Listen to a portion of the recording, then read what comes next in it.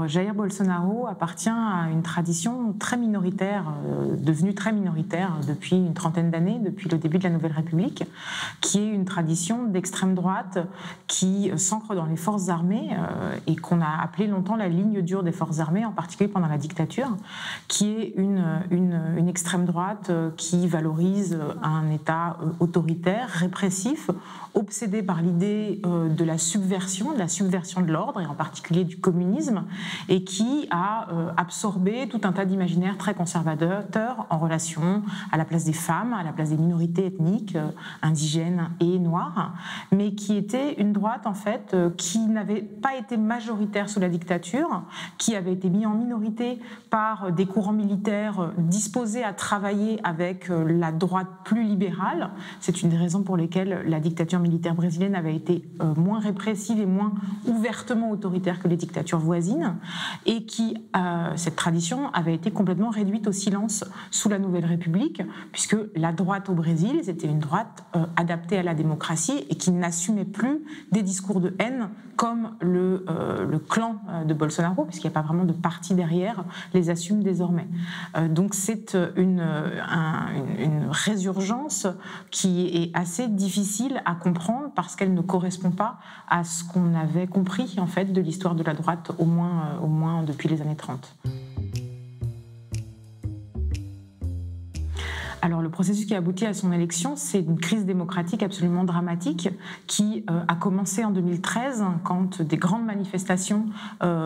contre la corruption et contre le mésusage des deniers publics avaient mobilisé des millions et des millions de personnes au Brésil. C'était parmi les plus importantes manifestations de l'histoire du pays. Et à partir de ce moment-là, il y a eu un problème de discrédit du système politique encouragé par des grandes enquêtes concernant la corruption de la classe politique,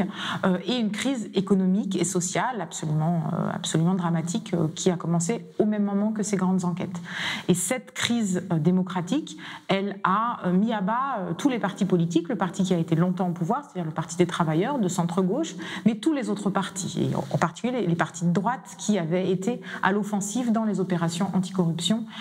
contre la coalition qui était au gouvernement. Et cette crise démocratique, elle a débouché sur la valorisation d'un personnage qui apparaissait hors du système politique, même si c'était un député qui était au sein du Congrès depuis plus de 25 ans, mais qui, du fait de sa revendication, de son passé militaire, d'un discours de haine, mais qui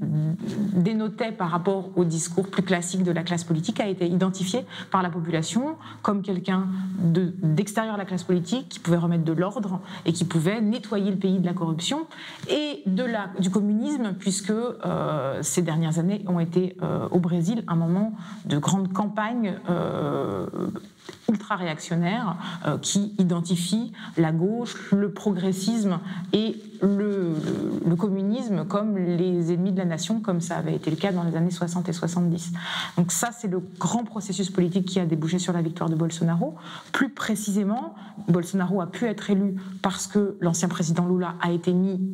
largement illégalement en prison, sinon c'était lui qui gagnait les élections, selon toutes les enquêtes d'opinion jusqu'à quelques semaines avant les élections, et parce que l'élection a été très largement instrumentée par des campagnes de désinformation, par les réseaux sociaux et par une partie des médias traditionnels également, qui ont construit en fait la figure de Bolsonaro comme une solution à la crise en cours dans le pays.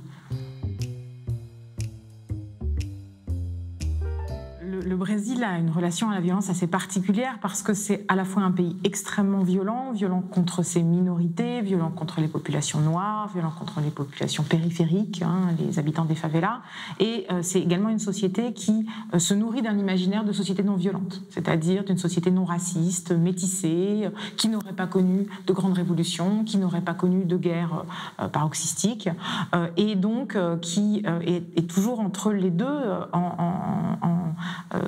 se laissant porter par ce discours d'une politique qui ne pourrait jamais être violente, alors qu'en sous-main, c'est effectivement un pays qui est en guerre contre sa propre population, avec des forces de police qui sont en guerre contre leur propre population, et tout particulièrement depuis que le pays est une véritable démocratie, puisque le taux de violence a été décuplé depuis la Nouvelle République.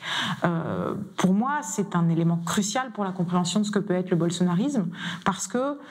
c'est un pays dont la mythologie officielle a occulté la violence sociale, politique, à l'égard de tout un tas de populations qui sont ségrégées et qui sont dominées, et qui maintenant sont des violences qui sont assumées. C'est-à-dire que le fait de haïr les populations LGBT+, par exemple, ou de haïr les femmes qui revendiquent une place dans l'espace public, et de les réduire au silence, qui était une pratique sociale. C'est pas simplement un pays qui a des taux de violence urbaine extrêmement élevés, mais de violence raciale et de violence féminicide, très très très élevés. Désormais, ce sont des propos qui peuvent être assumés. Cette violence, elle est légitime, puisque toutes ces populations enfreignent l'ordre traditionnel du bon père de famille. Et c'est donc, et c'est très pessimiste de voir les choses comme ça, une manière d'assumer publiquement, politiquement, ce qui est une tendance très profonde d'une société, pas simplement conservatrice, mais aussi qui assume le conservatrice par l'exercice de la violence contre toute une partie de sa population. Alors, j'aime pas du tout la catégorie de populisme pour plusieurs raisons, parce que elle occulte des différences profondes entre des mouvements qui ne s'appuient pas sur les mêmes secteurs de la population. Jair Bolsonaro s'appuie fondamentalement sur les dominants, sur les blancs, sur les hommes et sur les riches. Il met en œuvre une politique qui est une politique tragiquement et violemment néolibérale, qui prive de droits pas simplement les minorités, mais les travailleurs en général. Et en occultant, en choisissant un mot qui ne veut pas dire ça et qui évoque le peuple, on biaise la compréhension, puisqu'il n'y a pas de peuple là-dedans, il y a de la domination. Donc je ne veux pas utiliser cette catégorie de populisme, parce que comme dans d'autres situations, elle tend à indiquer que parce que les rhétoriques sont parfois communes ou les styles politiques sont parfois cousins, il n'y a plus de différence entre la gauche et la droite, et je crois en cette différence fondamentale. Autre réticence de ma part, c'est la tradition de populisme en Amérique latine et l'association entre ce mot et des partis qui, bien qu'autoritaires et parfois répressifs, ont tenté de donner des droits sociaux à haute catégorie inférieure de la population, ce qui n'est absolument pas le cas de Bolsonaro. Donc Bolsonaro ne peut pas être populiste parce qu'il est néolibéral, fondamentalement néolibéral. Donc je considère que la catégorie d'extrême droite, d'ultra droite est beaucoup plus adaptée à son cas, ou si on la discute vraiment de néofascisme, puisqu'il y a véritablement, en insistant sur la catégorie néo, c'est une nouvelle forme de fascisme, des dimensions de virilisme, de militarisme, d'exaltation des foules, et d'exaltation aussi de la violence contre une partie de sa population, qui évoque le fascisme. Bien sûr, il y a eu un culte du chef pendant la campagne. Bolsonaro était surnommé le mythe, la légende par ses partisans. Donc il y avait une très forte concentration de l'attention sur la figure de Bolsonaro. Mais Bolsonaro a du mal à tenir cette figure centrale, car c'est un personnage extrêmement médiocre, intellectuellement extrêmement médiocre, et qui, de ce fait-là, est contesté par des militaires qui sont dans son entourage, contesté par la figure de Olavo de Carvalho, qui est un philosophe provocateur, qui est considéré comme le gourou, le mentor du clan de Bolsonaro. Donc il est concurrencé par d'autres figures, ce qui fait qu'il est très peu seul symboliquement dans le bolsonarisme, et il est maintenant plus intéressant de comprendre le bolsonarisme comme un phénomène social large, plutôt qu'autour de sa figure individuelle, parce qu'il est trop médiocre pour le mériter.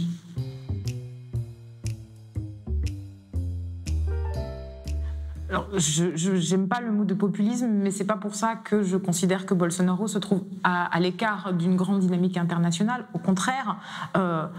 Bolsonaro, c'est aussi le fruit de 40 ans de campagne souterraine puis publique d'une nouvelle droite dans le monde occidental, qui considère que à la fois le modèle de redistribution porté par la Seconde Guerre mondiale et un modèle d'attribution de droits à des communautés minoritaires porté porté par les années 60 et 68 doit être combattu de front et combattu sur tous les plans, sur les plans culturels, sur les plans pédagogiques et sur les plans politiques, et qui considère que les droits des femmes, les droits des minorités, les droits des immigrants doivent être discrédités. Et ça, c'est un travail de la nouvelle droite depuis les années 70, théorisé depuis les années 90 et qui est en train d'être mis en œuvre à plein d'endroits du monde. Et en cela, Bolsonaro, il est complètement inséré dans son espace occidental d'un point de vue idéologique et d'un point de vue rhétorique, puisqu'il a adopté cette incivilité revendiquée qui positionne ces personnages comme Trump, comme Orban, comme des personnages qui ne sont pas politiquement corrects et qu'en étant politiquement incorrects, ils sont différents et ils pensent librement. Et en cela, Bolsonaro est complètement inséré avec une radicalité qui lui est propre, qui est, je pense, la radicalité qu'il hérite du militarisme de la dictature, qui fait qu'il va plus loin sur tout un tas de plans que d'autres personnalités politiques. Également, sa radicalité s'explique du fait de la fragilité de la démocratie, du système démocratique dans lequel il s'insère, une démocratie récente. Au Brésil, les analphabètes ont le droit de vote depuis 1988, donc c'est vraiment une démocratie très récente, construite sur des bases fragiles et extrêmement abîmée par le coup d'État institutionnel contre Dilma Rousseff en 2016 et tout ce qui s'en est suivi, un gouvernement illégitime, la condamnation et l'emprisonnement illégitime d'un ancien président, etc. Il est évidemment illégitime, puisqu'il est le produit d'un détournement des institutions démocratiques. Au demeurant, une grande partie de la population est convaincue de la légitimité de ce pouvoir, et c'est un élément qu'on ne peut pas occulter. Beaucoup de gens ont voté pour Jair Bolsonaro pour ce qu'il effectivement représentait. Jair Bolsonaro ne s'est jamais caché de ses opinions. Il ne s'est jamais caché de son racisme, de son homophobie, de sa misogynie. Il ne s'est jamais caché de sa volonté d'exterminer l'opposition physiquement. Et les gens, ils ont voté pour ça. Vraiment. Et les élections en elles-mêmes n'ont pas été truquées. On n'a pas d'indice de cet élément-là. Et de ce fait, il y a un grave problème de conscientisation de la population, d'absence d'alternative aussi, puisqu'il y a peu d'opposition qui actuellement présente une alternative aux yeux de la population. Donc c'est à la fois institutionnellement une élection illégitime et démocratiquement une élection qu'il faut envisager dans toute sa dimension d'appui populaire qui demeure. Malgré l'image qu'on peut avoir à l'étranger, Jair Bolsonaro demeure un personnage populaire et tout un tas de Brésiliens continuent de croire au fait que c'est la meilleure possibilité à la tête du Brésil. Alors c'est très compliqué de réfléchir comme ça parce que c'est un pouvoir très polyarchique avec des secteurs évangélistes, des secteurs économiquement néolibéraux, les militaires, des secteurs qui sont très liés à une figure complètement folle qui est celle de Olavo de Carvalho, et la polyarchie rend le pouvoir imprévisible, rend la gouvernance imprévisible, et il est assez difficile de savoir à partir de quel niveau de tension entre les différentes base politique de son gouvernement, il peut être fragilisé, mais actuellement, ce n'est pas une figure directement fragilisée par un camp qui pourrait prendre sa place. Et en particulier, pour l'instant, on n'a pas d'alternative militaire. Si Bolsonaro lui-même démissionne ou est démis, ce serait son vice-président, le général Mourão, qui serait investi, qui n'est une figure pas très sympathique non plus, puisque c'est une autre forme d'extrême droite, également héritière de la dictature, mais très ancrée à droite également. Mais pour l'instant, c'est pas la perspective qui se dessine, non.